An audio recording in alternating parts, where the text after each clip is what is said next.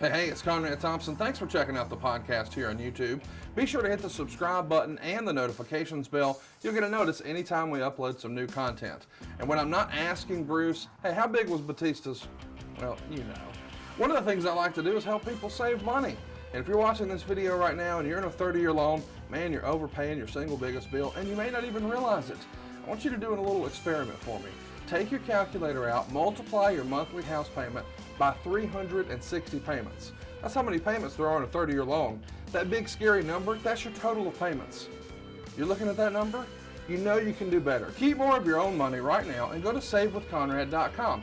Or maybe you've got credit card debt. Man, it's not a matter of if I can save you money with that. Your average interest rate on a credit card is more than 20%. And by the way, all the interest you pay on those credit cards, it's not tax deductible. Whereas the mortgage interest, well, that is tax deductible. So if you owe this debt, it's up to you how to pay it back. Doesn't it make sense to get the cheapest rate possible and the greatest tax deduction possible? Find out how much money you can save right now for free at savewithconrad.com. You don't need perfect credit. Even scores in the 500s can be approved, and it's no cost out of pocket. But maybe best of all, we're licensed in more than 40 states. We can help more families than ever before. But how much can we save you? Find out right now for free with a quick quote from savewithconrad.com. Hey, it's Conrad Thompson, and you're listening to Arn. And of course, we couldn't do it without the Hall of Famer himself, the founder of the Four Horsemen, AA, Arn Anderson. Arn, how are you, man? Top of the morning. I'm hearing some little birdies tell me you got some big news for me today. Well, I'm super excited to reveal, as we did last week on social media, Kurt Angle is going to be joining our little family over at adfreeshows.com. It's going to be free for everyone out there on Sunday, February 7th. Yes, that is Super Sunday. It's going to drop at 6 a.m. So enjoy the Super Bowl this weekend and check out Kurt Angle's new podcast. Or you can cruise over to adfreeshows.com and not only hear the show, but see the show. We're doing video as well for Kurt over at adfreeshows.com. Our first topic is WrestleMania 19, his only WrestleMania main event. And of course, probably most famous for that botched shooting star press from Mr. Brock Lesnar. But Arn, you've been in the ring with all the greats, whether it's the Shawn Michaels or the Ric Flairs or the Ricky Steamboats. I know you didn't get a chance to wrestle Kurt, but he's got to be somewhere near the top of the list of all-time in-ring performers, right? Well, he's at one, at the top of the list of just being special as an athlete. For me, if you even get a chance to try to get to the Olympics and you make it to that last level to where you're at the Olympic trials, you're special. To make it into the Olympics and actually be in competition in the Olympics, you're special. But to be a heavyweight amateur wrestler and win the Olympics puts you on a different place, not on the moon, but sitting on the sun, because apparently nothing phases you. That's that upper 1% of athletes that are special in all the world. And it's someone that we obviously hold in high esteem, and Kurt's that guy, man. He's just special. Well, we're glad to have him on the squad and look forward to a big run this year. It's going to start Super Sunday this Sunday. Anywhere you enjoy podcasts, go look for it.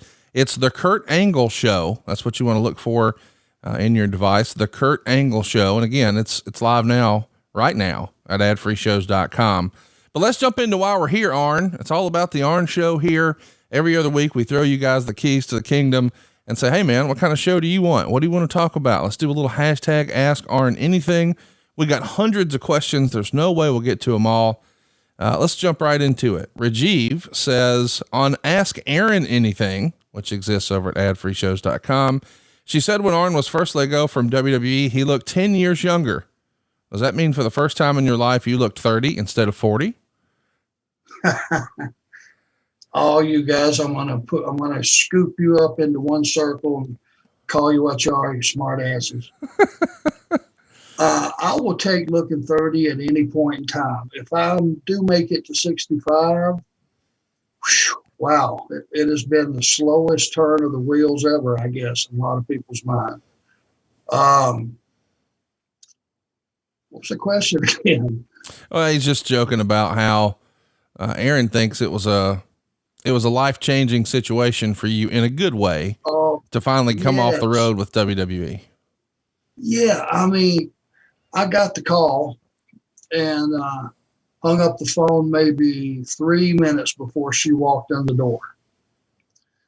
And apparently I had, I don't know what the look I had. I know outwardly, inwardly, I was doing jumping jacks with a half twist.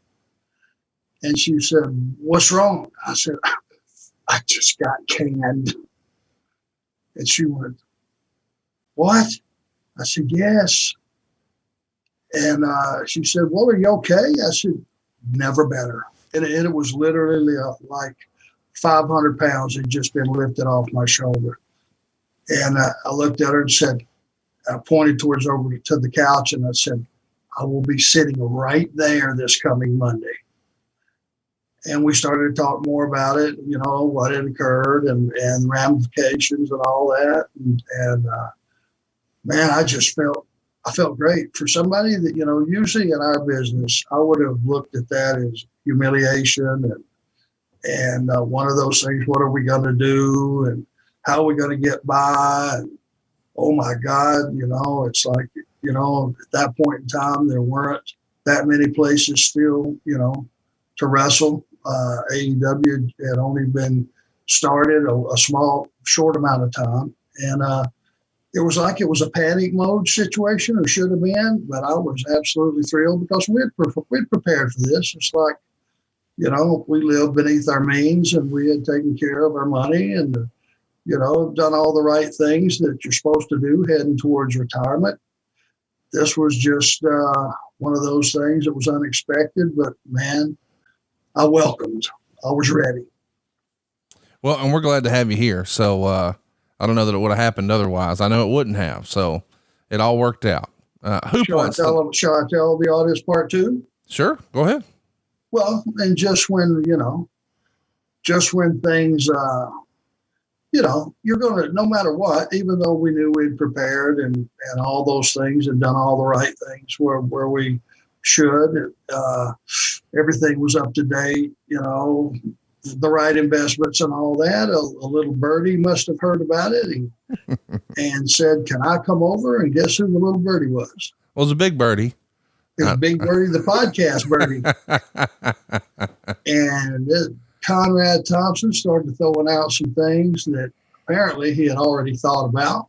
And so many things made sense. And he was so high on what he thought I could pull off. You know, I was scared to death that, man, I don't know. This is not a promo. This is not, you know, anything resembling that. You know, I don't know if I could do it or not. He assured me I could. And he left that day from the house. I drove you back and, man, I just felt really good about it, and I owe it to you, and I appreciate you more than you know.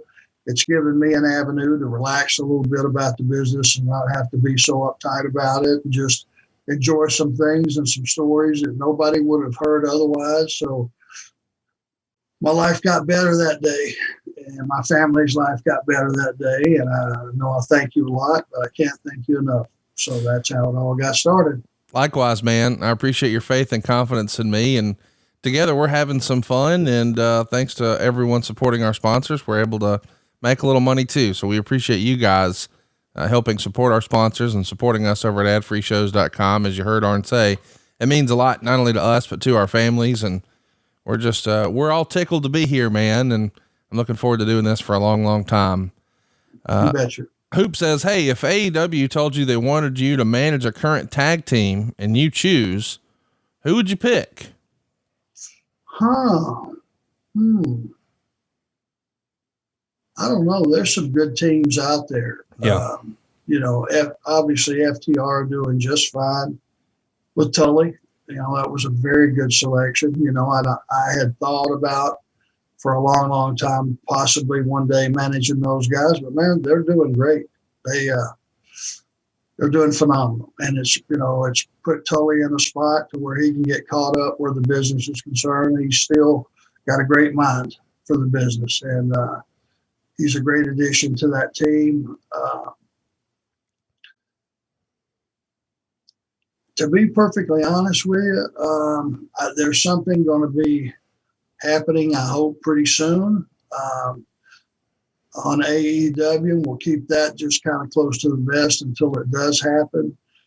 But it will change my life 100%, and it will change that individual's life 100%. As far as building a new tag team for the future, that may be the first building block, and we'll just sit on that for now. But there are some plans in the works. I will say this, coaching Cody has been a great experience for me. It's not always a lot of fun, as he will tell you. You know, having an old bastard like me chewing his ass out for something that he thought wasn't a big deal probably is new to his world, but it's part of his world, because when he asked me to come in, that's what I told him. Not a yes man. I'm not a everything is rosy guy. You want the truth, I'll tell you the truth, and I'll make you better. So that's going just well. Doesn't need to be fixed right now. It's one of those things that just is evolving. So we'll see about that team thing a little. If you'll give me a little leeway down the road, I think it'll be worth your wait. Well, a little birdie told me that this past week you helped pop a rating. So congratulations. Not only are fans digging what you're doing here on the show, but apparently they're digging what you're doing on AEW too. Well, I hope so. Things are a little different, you know. With Cody, it's a tremendous experience. It's not a yes man job. It's not I'm at your, whatever you say is right, Cody. I'm there to make the company better. I'm there to make him better. When we talked about this position, I told him, I said, I'm not a good guy. If what you want to hear is what you may get. You may get your ass chewed out for something that you can't believe you're getting your ass chewed out about. But if I'm going to make him better, I've got to look at those small details and pick them out of the air and go, hey, did you ever think about doing it this way? Do you think that might be better? And sometimes it's not better, but we at least discuss it, and it gives him an opportunity to think in a whole different light, because there are things out there in this business that he's never even thought about doing. There's ways of doing things. There's different styles. There's different offenses. There's different defenses. There's different ways of getting inside a head. And taking a guy and just completely flipping him out before he's beat before the match ever starts. So it's been an interesting situation that I think has a lot of room to grow. Let's talk about something that happened, and I didn't know it happened. This comes to us from Going Broadway podcast. Can you confirm this comes straight from the History of WWE website? JCP ran in November of 1985 in St. Louis. I believe this was November 29th. And this is the debut for JCP in St. Louis. Of course, WWF is trying to counter program you. They're running St. Louis the very same night. The main event that night was Ric Flair and Dusty Rhodes for the world title. But the question is about your match with Magnum. This is directly from the History of WWE. NWA United States Champion Magnum TA. Of course, as a reminder, he had just beaten Tully Blanchard for it at Starrcade. Pinned the NWA Television Champion Arn Anderson to win the title. And after the bout, Magnum vacated the belt and gave it to Jim Crockett Jr. I never heard of this. What do you remember of this, Arn? Man, I don't either. I wish you would have asked Jimmy when you had him right in front of the mic. Because that doesn't make a lot of sense to me. Not to say that anybody don't have their story right, but that I think is something I would remember, but I don't. Maybe somebody out there will have more information for us and can help. David Williams wants to know, sir, do you have any rehab advice for future neck surgery? I'm due to have my C4, C5, and C6 operated at some point, quote unquote, post COVID. Thank you in advance. Wow. Well, neck surgery took on a new meaning. Matter of fact, the word surgery took on a new meaning for me when I had my neck done. I would first ask if they're able to go through the front which is the most recent upgrade in surgery. I think Kurt Angle was one of the first guys, ironically, to go through the front, and his recovery time was cut way, way down. If they're going to go through the back and you got a big, thick neck, the only advice I can give you is prepare for some very intense, serious pain, because it's just, they got to cut through all that muscle, go through the back. It's very involved. And the incision, once they get you sewed back up, there's something about the weight of your arms dropping down to your sides that just pulls that incision apart. And man, it is painful. And I'm hoping they have upgraded the surgery since I had it. It's been a long time. Obviously, I know going through the front is the best option. And I wish you nothing but luck, man. A friend of the show, Matt Kuhn, just had surgery done like that. He had spinal fusion surgery and a tumor removed off his spine, and boy, he's hurting in a bad way. So I'm glad to hear you say intense pain, because that's been his experience. And, you know, we were all worried in the group chat, ooh, maybe something went wrong, but it sounds the way you're describing it, that this is a 10 out of 10 pain situation. Well, and again, just to be clear, he had a fusion. I had a laminectomy, and the difference is laminectomy is they don't put any bone back in to replace all that damaged bone they had taken out. Mm-hmm. In my case, the area was too large, and if they would have fused it, it would have started working like one single unit, and that would have put pressure on the couple of vertebrae that I had that were still okay. Now, if he was able to be fused, here's the good news, Matt. If you had a fusion, once this all heals up, man, and get through that pain, I sent you a personal message on something that may help you get through that first week or 10 days, which is the worst time possible, pain-wise. But the fact that you're getting a fusion, your neck will be stronger than it was before. And that's the upside to being able to have a fusion. You know, you'll be able to go out and water ski and play pickup basketball, or any just, work out in the yard, work on the house, just being a normal human being, which are all the things that I can't do. So there is an upside to it, but right now I'm sure it doesn't seem like it. Let's talk about Vince McMahon. Mayhem wants to know, what was it like winning an argument against Vince McMahon, or what is it like convincing him to change his mind? Never had one of those scenarios. There's no such thing as having an argument with Vince McMahon. It's you go in, you present an idea, hoping that it's the right day, the right time of day, the mood is right. Sometimes, occasionally you will get him to review that idea and with a clear head, and sometimes you get it pushed through, but there's no such thing as having an argument. There were some, I found this amusing. There were some rumors when I first was terminated with the company that the reason was there had been quite a few backstage arguments between Vince McMahon and I. There probably would have only been one, and I would have been out the door much earlier. That's not a guy that you argue with. It's a guy that sometimes you try to reason with, and sometimes you get through, and sometimes you don't. Here's one from Michael. This is a great question. Was it harder to do a promo in front of a full arena that was so loud you couldn't hear anything? Or was it more difficult in front of a TV taping in a studio where you could hear every word someone would yell at you? Well, they're two different animals. Hearing the individual words never bothered me. It just gave me something to react to, especially if it was a real negative comment.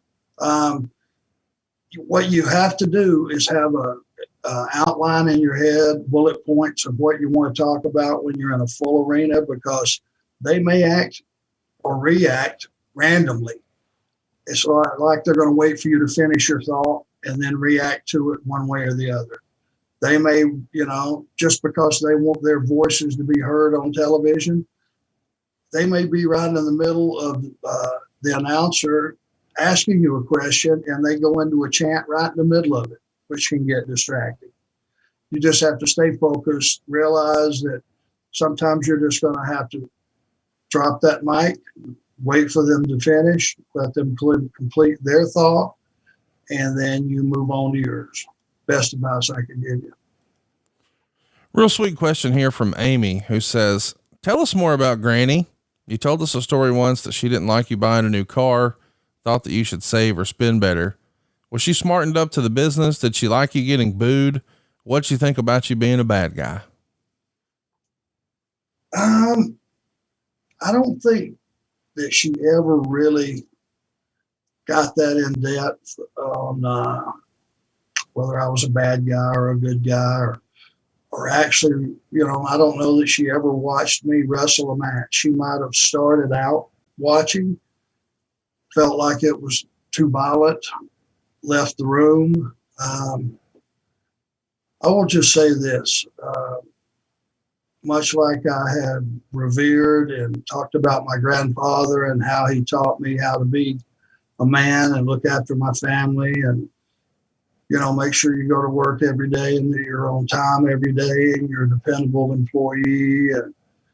And my grandmother was salt of the earth.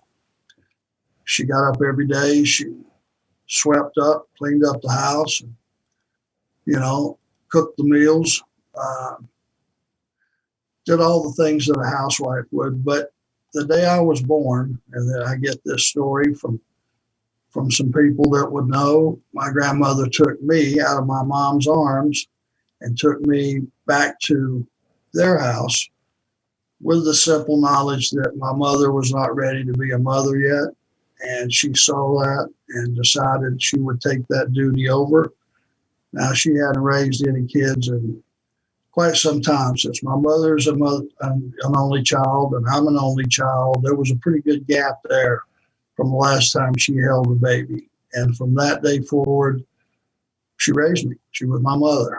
And she did all the things that, mothers do. And she was the one that taught me that the better side of life, so you don't always have to be a hothead, always be honest, always do the right thing when a situation arises in your family or your friends or a stranger for that matter needs help, help them. She was the kinder, part of life. And for her to have raised me and, got me to a point where I could look after myself out in the real world, and no one was better. And if I could have asked for two better parents, I don't know how. They were just two normal, very humble, not a lot of money flowing through the house, but there was a lot of love. And my grandmother, along with my grandfather, were the two most, probably the two biggest influences on my life. As far as, now I did a lot of bad things growing up, but any good things that I might have done or continue to do are a result of their upbringing. And I am very thankful to have been in that household when I was. They certainly didn't have to take me in. That's a great story. I appreciate you sharing that. Scion wants to know, for many years we've heard WWE Network was coming and we all thought it would be through a cable TV network. When do you remember it being decided that it would be a Netflix style app rather than being on cable TV? Did you find out when everybody else did, Arn, or did you know ahead of time? No, I didn't know ahead of time. When there's details to be kicked around, it usually doesn't get to us, so that I'm sure that the brain trust looks smart. They're not going to come in there and go, okay, we've got this idea, but we got still 5 irons in the fire on how to do it. They would usually wait till they knew what they were doing and then let us in on it. And we didn't quite understand it. I know I didn't right away. I couldn't figure out that whole $9.99, and if that was going to be the case, my God, who wouldn't have? Why everybody on earth wouldn't have that? Right. Just, but I think there were suspicions out in the real world that it couldn't be that easy. There's no way it could go from, 59 or 69.95 or whatever a pay-per-view was at that time. How do you just suddenly knock it down to $9.99? So, there were some skeptics, and the producers were trying to figure it out. We were having these conversations, and it was just one of those situations that we had to wait and see. Ben wants to know, there was a time in the mid 90s when Arn stopped using the spine buster as a finish and used the DDT instead. Was there a particular reason for that change? Yeah, they were always after me.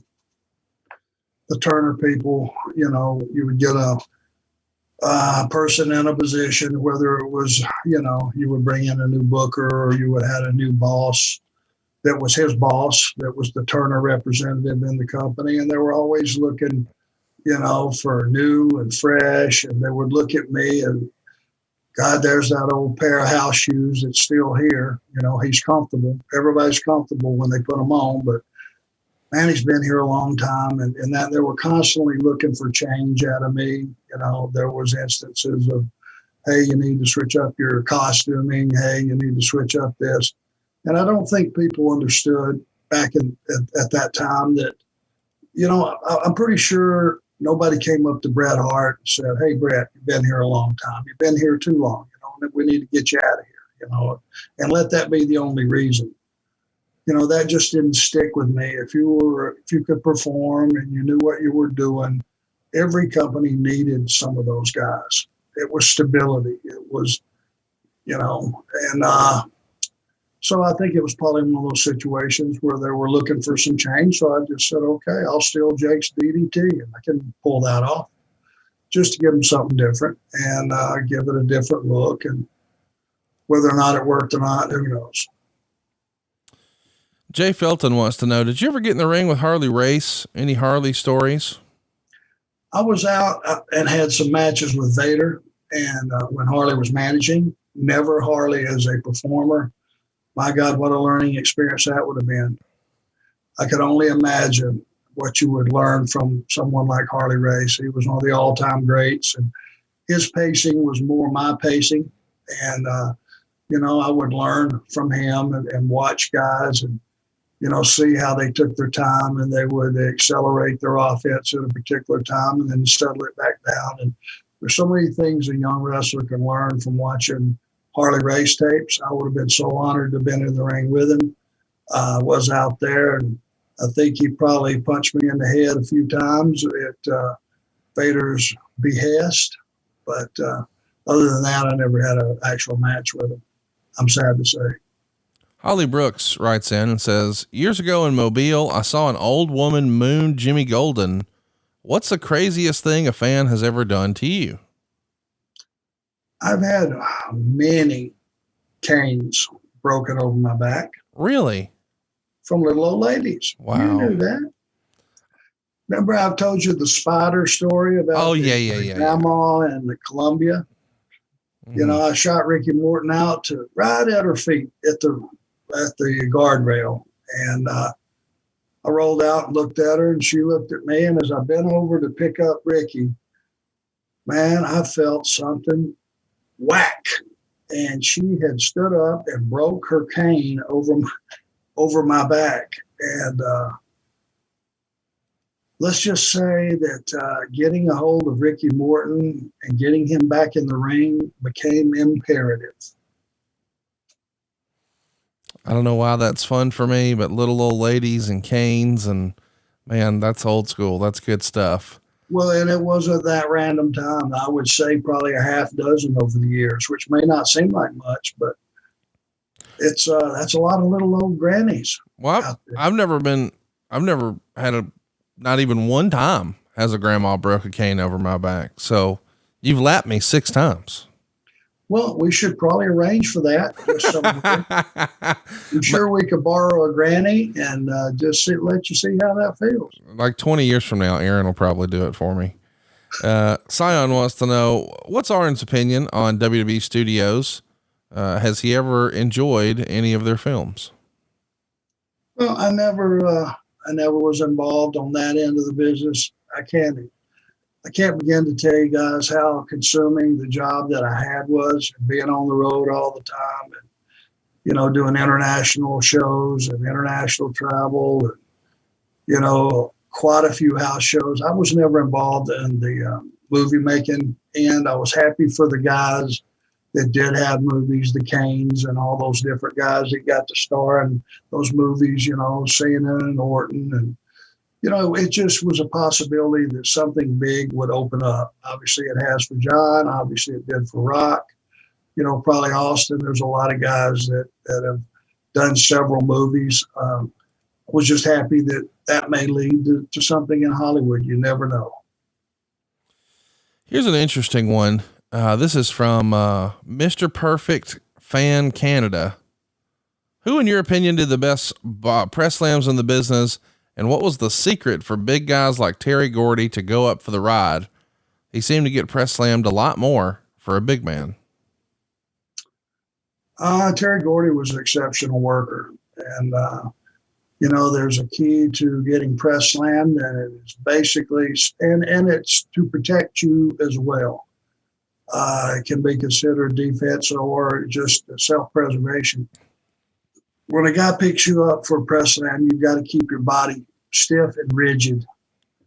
It's the only way that a guy can pick up a guy, get, Terry Gordy's size and press him over his head and drop him on his back safely. If you're a limp noodle, there's a pretty good chance you're going to go on your head. And so that's self-preservation. A lot of strong guys would do, Animal was a big time press slam guy. Tony Atlas was a press slam guy. Some of the guys that were really strong, Steve Williams, that were really, really strong in the weight room and otherwise. Be the guys that, could do incredible. And the whole key to doing a press slam on somebody is Steamboat, believe it or not, was very good at doing press slams. You had to make it look effortless for it to be impressive. If you had to struggle with it, just didn't have the same feel. Here's one from Francis. Everybody's talking about it this week. Who do you think will win the Super Bowl this year?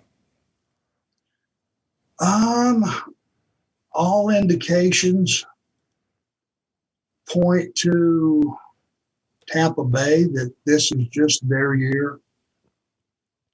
Let me tell you, and I look at things differently. I look at the human side of things, and I look at maybe God put everything, all the pieces together, that this is just their year. It's supposed to be their year. But when you got a guy like Tom Brady who switches teams after all the years that he's been, and, all the success that he's had already, at this point in his career, to make a move to Tampa and then them to put a couple of pieces down there that, have kind of been under the radar. But, Gronkowski's a hell of an addition. That's front page news. And you have a coach that's going to give you the leeway that he's given Tom Brady. And to see him just settle in over, the pandemic and be able to even spend any time with some, Antonio Brown and the acquisitions that he's had and all the new players, and, that wasn't possible. So it's been one of those crazy years. But the real telltale sign for me was everybody hates the winner. Everybody hates the Yankees. Everybody hates the Patriots because they just win all the time. And people hate the guy that wins all the time. When Tom Brady took the time to stay in the Superdome and wait for Drew Brees on what was probably and possibly, who knows, his last game, and spend that time out on the field with throwing passes to his kids and all the things that humanized Tom Brady at a level you had never seen before. You know, he's got a gorgeous wife who makes more than him, for God's sakes. You know, and 6 Super Bowl rings. Come on, everybody aspires to just get one. All the things that lead to you not liking him, for me, he became a human being that day. And you may never ever in the history of sports have 2 quarterbacks, pro quarterbacks, who have enjoyed the careers that he and Drew Brees have, to share a moment like that. And they probably knew that that would be the only chance to.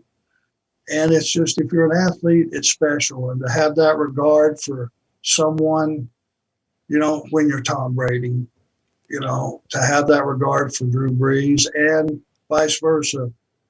If you know what you're looking at, I'm sorry, that's just meant to be this year. Now, let me put you on the other side of that coin. For me personally, being a Panthers fan and being loyal, if it can't be them, then I look to the next team that, you know, who do I enjoy watching? Because that's the next biggest thing on the, Richter scale. I like to see Kansas City play. They are exciting. They do some of the damnedest things you have ever seen at some of the most inopportune times. That quarterback is special, but they have some, their tight end is special. Their running backs or receivers. They have special teams. They're a team that can go into halftime losing 42-0. And at the end of the game, they won 56-45. They're just that kind of team. They can take over a half. They can take over a football game anytime, at any point, and they're just exciting to watch. So the best thing I'm hoping for, since it can't be the Panthers, I'm not pulling for either team, other than just a little bit, and I know there's so many Tom Brady fans out there that are wishing this would happen, and it won't bother me, but I'm kind of pulling for the Chiefs and just being able to have a hell of a football game, competitive. So you think the Bucs are going to win, but you want the Chiefs to win? I don't even want the Chiefs to win. I just want it to be a really exciting shootout. I think we're going to get that no matter what, but I'm pulling for Brady, but I think the Chiefs are going to win. I don't think you're wrong. I don't think I'm wrong, and it won't bother me one way or the other, but I just think more so than the Bucs, and I don't want to put the pressure on Brady, but I think it's Tom Brady's year. He's going to prove a lot of guys, that it wasn't the system that got those 6 Super Bowls. A lot of that was Tom Brady leading the team. It's kind of fun too that, but with Brady there, they're like the opposite of AW. They're the old Bucks instead of the young Bucks. Dawson Fields wants to know, Arn, back when you were a drinker, what was your beer of choice? And did you prefer bottles, cans, or draft? Yeah, different phases.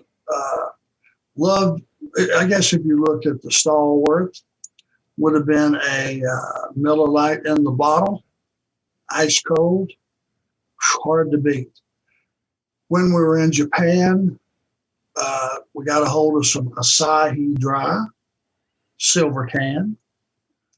Those were nice. When we were in Canada, Labatt's Blue Light, which were about 5.7% alcohol. We didn't know, which would drink 2 beers, and I was off in the weeds driving through the wilds of Canada. Hey, we might want to switch drivers here on 2 beers. Those things would knock you on your ass. Michelob Ultra, not a bad beer. What's the funny thing, and I hate it, I really, to be honest with you, I hate it, is one night I was, sleeping, and there was, some personal things coming up. My youngest was going to college, fixing to leave for college, and some things going on in my life. And at that point, it was, with WWE, I was having late night drives, and a lot of them, and some of them alone. And I was just in the bed. For a beer drinker, they'll tell you, after you've had a hell of a sweat, it doesn't matter if you've been hiking or bicycling or wrestling or weightlifting or anything where you've had good deep sweat exercise. Not much. It's better than cold ice water and a cold beer. Would you agree, Conrad? Oh yeah. And so I just, asked the good Lord. I just went, I got right going off to college and all those things. And I know that I've overdrank a lot of times when I shouldn't have. And Lord, I just wish you would take away the craving, because I was craving them after a sweat.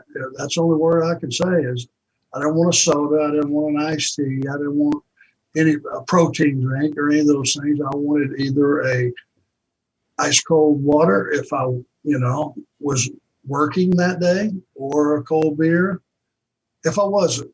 And crazy enough, in a couple of days, I woke up, I didn't have that craving for the beer anymore. And that's the only explanation it was. It was a gift from God and made it easy.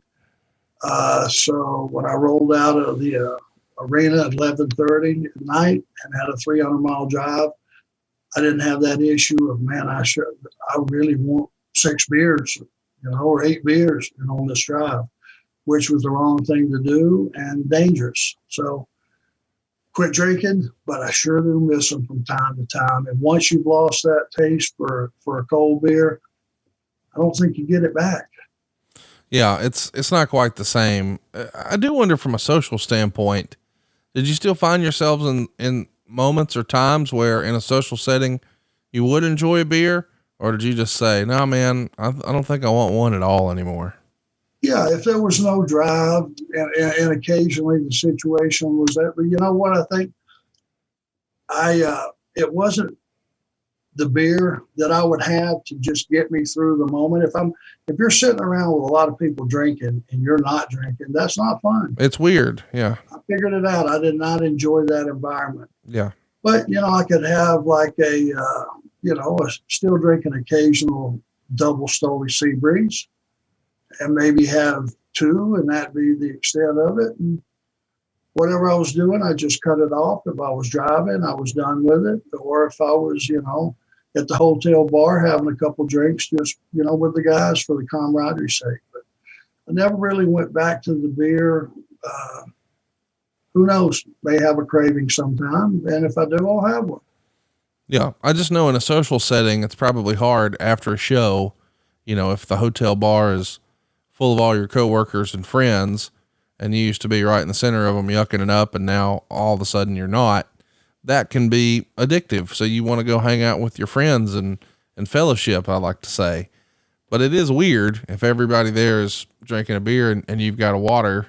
That's a change of pace. So I'm glad to hear occasionally you're still able to do what you used to enjoy doing. Yep. Matthew Howell wants to know any interesting Hercules Hernandez stories. We just always, Hercules, man, was one of those guys that just, God, did he look the part. And for whatever reason, he was real pale. I don't think Hercules was a guy that got out in the sun and tanned and all those things. And during the course of his matches, which were pretty intense, sometimes he would turn purple. And man, a guy that looks like that already with his physique, who is now turned into a purple fella, got a little bit amusing sometimes. It was a hell of a look.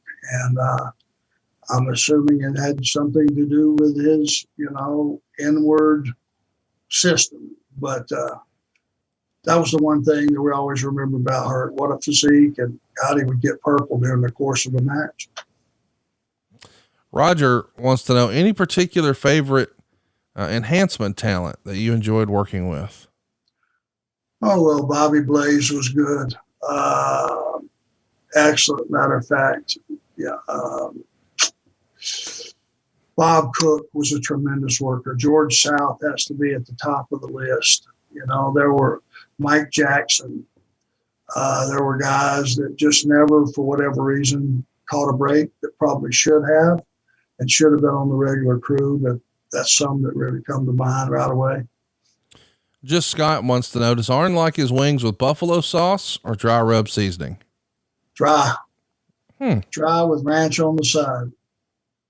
Maybe a little lemon pepper occasionally. I don't do the sauce. Jeremy wants to know, it's often said that professional wrestling was the first professional sport in Charlotte. Did you ever get to meet other stars of professional sports in the Queen City? I'm thinking of the Earnhardts, the Hornets, the Panthers, etc. Yeah, Rick was a pretty hot commodity when the Hornets got to town. Some of the basketball players occasionally, he had like 4 tickets or something, really premier tickets to the Hornets. That's when I first really got my respect level up for those guys. Seeing them on TV doesn't do them justice till you got a really good seat at a live game and you see how big and athletic these guys are and how they move up and down the court and the cardio involved and just basically the physical ability that those guys have. And some of the Hornets, we would stop by sometimes and have a drink somewhere, on their way home from it would be Rick and he would set something up with a couple of the players or one of the players or something. And we would just stop by and have a drink with them or something. Of course, when Kevin Green came to the Panthers, that personalized it for a lot of us.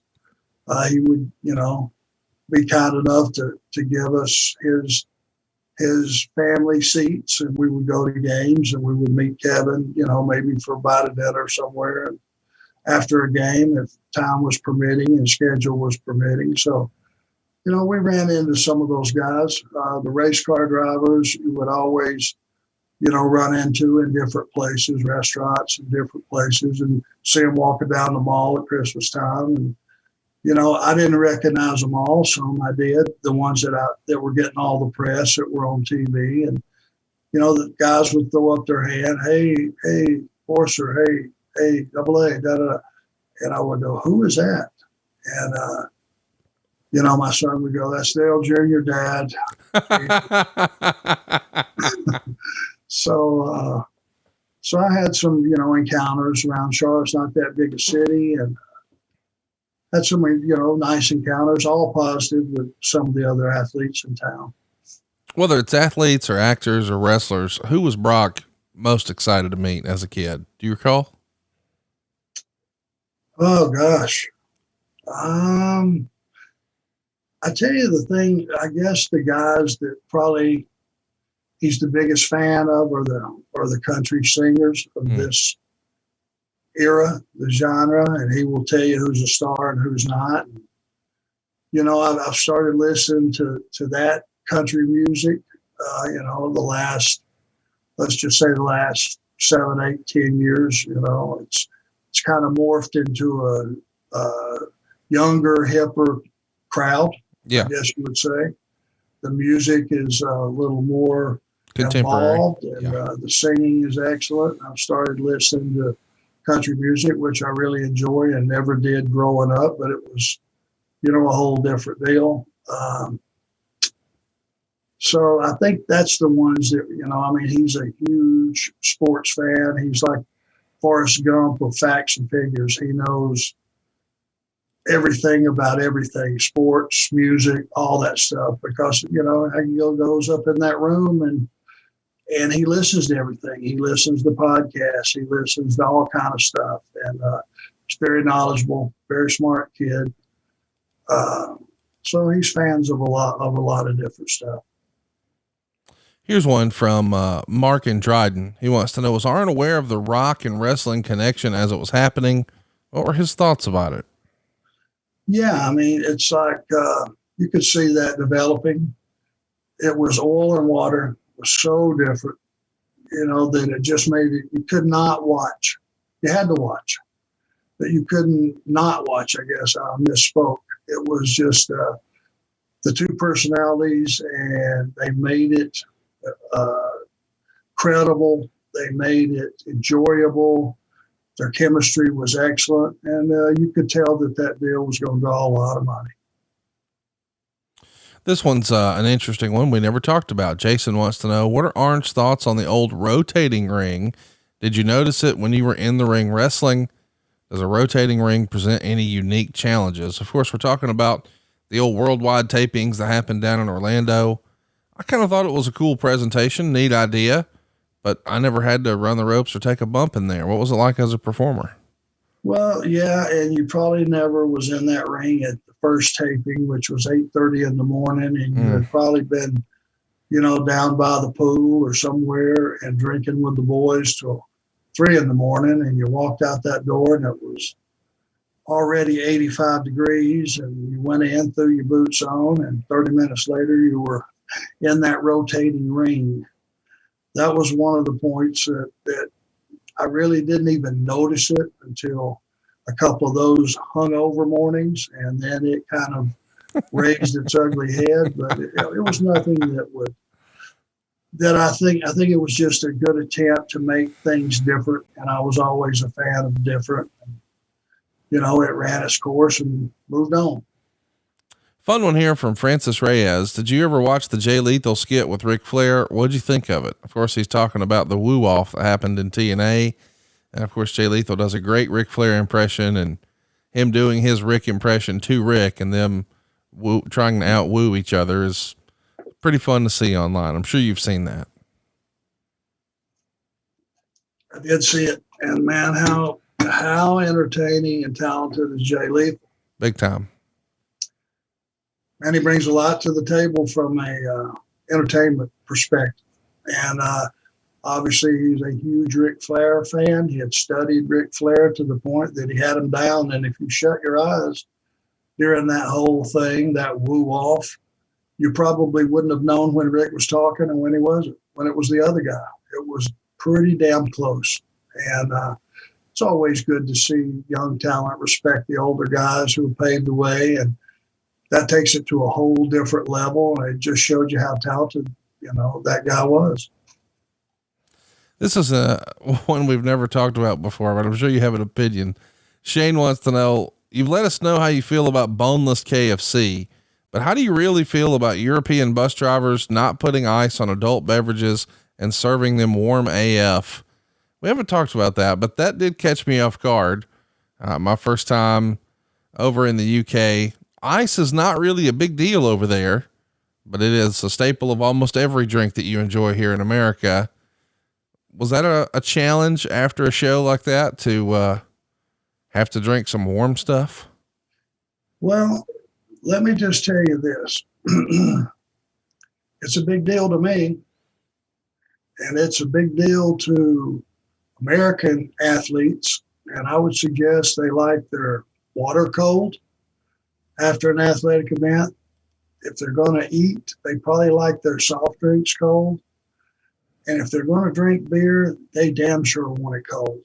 And so after about the first time and sometimes this would, on our tours, this would fall under the responsibility of either the bus drivers. It would be their responsibility to get the coolers filled up with the proper blend of wine and beer and soft drinks and water so that everybody had the proper amount of what they needed. Everybody didn't drink. Some of the ladies would drink wine. You had to figure out that split. And sometimes it was the catering people at the arena.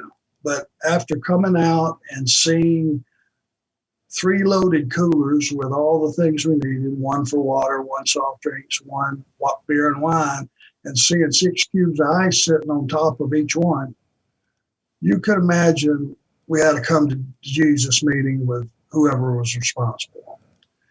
And we found out pretty quickly. I made the adjustments. One time we actually just had to stop at a store and go in and buy some ice, which they thought, like you said, Conrad, they thought that it wasn't that big a deal. If they brought it out cold, they thought it, let's just say after intermission, if they had cold beer been sitting in the refrigerator, they figured if they put it in the cooler, it'd still be cold, another hour and a half to 2 hours later, and then you got a 4-hour drive on the bus. Not the situation.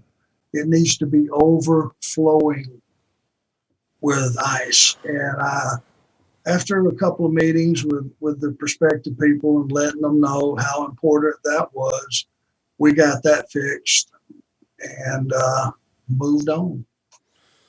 One last one, and we'll wrap this one up. By the way, next week, we're going to be back with Fastlane 2016, the follow-up effort to our most recent pay-per-view, Royal Rumble 2016. So February 2016, we're going back 5 years here next week. But let's finish up here. Ask Arn. Wayne wants to know, Arn, there's been a lot of chatter lately about the veterans of the business opinions about today's wrestlers being soft or coddled. You were there for both eras. What's your opinion?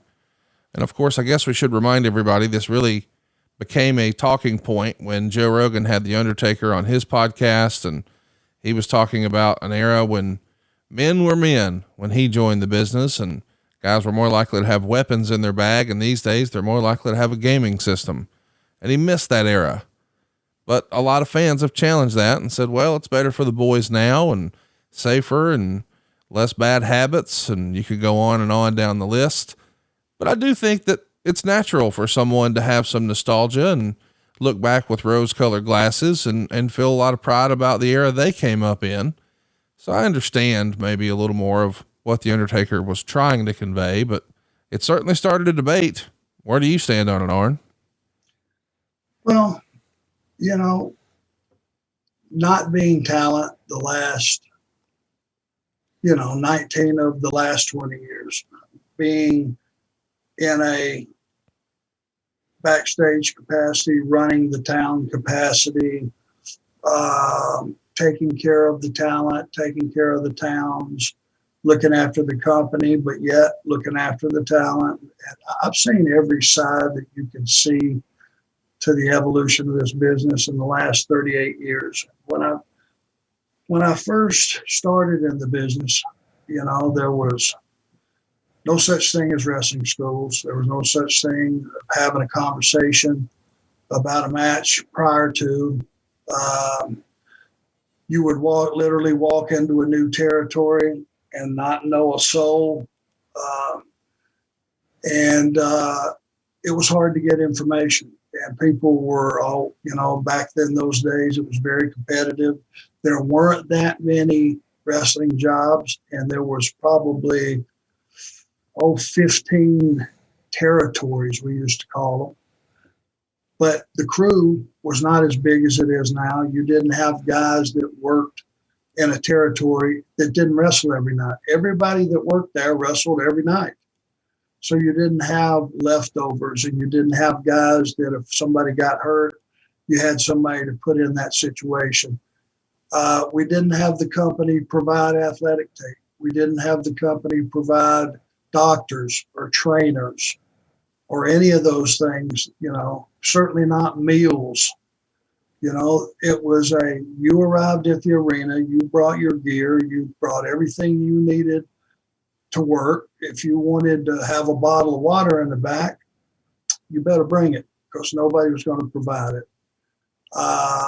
And like I said, the medical care back then, we were a bunch of crackpot chiropractors adjusted each other. From what we learned from our chiropractor at home. Well, here, let me push on this. Your rib head's popped out. Let me, I have that trouble too. Here's how my guy at home gets it in, and we would work on each other. And you traveled together, no matter what, because it was the only way you could save money. 4 guys would get in one guy's car. He would charge 4 or 5 cents a mile, and he would drive his car to the town. Next week, the next guy would, and you would pay him trans, which is short for transportation. It was just one of those deals that if you got hurt, you still better figure out a way to tape it up, get to the ring.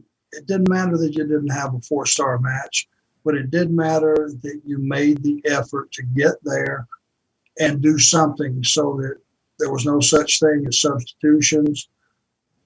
People did not miss towns in those days because if you missed a town, it was a major conversation. If you missed 2, there was probably no conversation. You were gone. So the business was completely different. I think today it's a good thing that we have, you have drug testing and you have people, medical crew there at the arenas at all times. And you have everyone looking at, hey, that was a bad bump. I think that could be a concussion. Better shut it down here. I think the care of the athletes is better. That I agree with. Certainly the fact that we're working our way towards everybody having insurance, that walks to the ring is definitely a good thing, because in the old days, if you blew your ACL out or MCL, or you had a broke leg or whatever it may be, buddy, you didn't get paid, not Right. one dime. And if you were a guy that wasn't positioned right, and hey, he just blew his ACL out, he's done for 5 months, no matter what we say, that guy was suddenly out of a job. And that got pretty scary.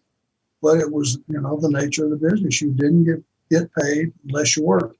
I love the fact that there's guaranteed contracts. I think the guys should have guaranteed contracts. They go out and they put their self on the line, they put their body on the line, and they do something, especially in today's world, which it's going to be batted back and forth. How much is too much? But guys take risk and ladies take risk, and they get hurt more often than before.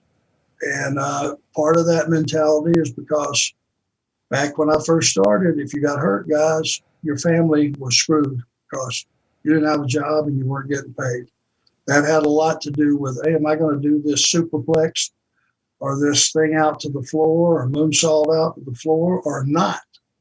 Probably not. And the evolution of the business now has bigger bumps, more dangerous bumps. There's